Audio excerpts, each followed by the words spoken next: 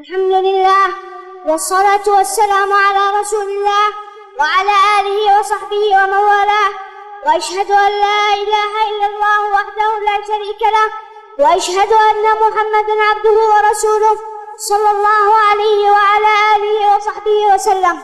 أما بعد، أيها الإخوة والآباء، حديثي معكم في هذا الوقت المبارك حول الصدق. قال الله سبحانه وتعالى: يا أيها الذين آمنوا اتقوا الله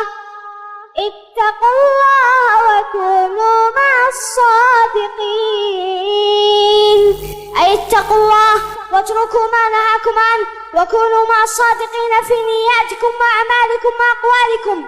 وقال سبحانه وتعالى: والصادقين والصادقات، أي الصادقين في جميع الأحوال.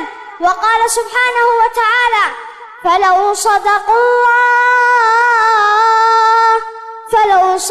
الله لكان خيرا لهم، أي لو صدقوا الله في الإيمان والطاعة لكان خيرا لهم. وعن ابن مسعود رضي الله عنه عن النبي صلى الله عليه وعلى آله وصحبه وسلم قال: عليكم بالصدق، فإن الصدق يهدي إلى البر، وإن البر يهدي إلى الجنة.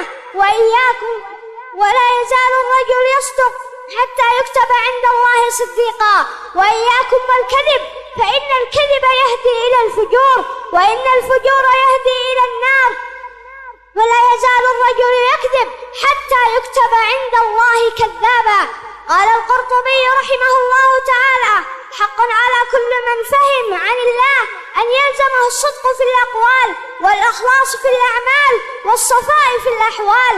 وعن محمد بن الحسن بن علي بن أبي طالب رضي الله عنه قال: حفظت من رسول الله صلى الله عليه وسلم: دع ما يريبك إلى ما لا يريبك، أي اترك ما تشك في حله إلى ما لا تشك فيه. فمن كان كذلك لحق بالأبرار ووصل إلى رضاء الغفار سبحانه وبحمده. وقد أرشد الله سبحانه وتعالى إلى ذلك بقوله: يا أيها الذين آمنوا اتقوا الله وكونوا مع الصادقين. فإذا الصدق من أشرف المكارم عند الخالق والمخلوق. وعن أبي ثابت وقيل أبي سعيد رضي الله عنه عن النبي صلى الله عليه وسلم قال: من سأل الله تعالى شهادة بصدق أثابه الله منازل الشهداء وإن مات على فراشه. فإذا من نوى شيئا من أعمال البر خالصا من قلبه أثابه الله وإن لم يتوفق له ذلك. وإلى هنا، والحمد لله رب العالمين.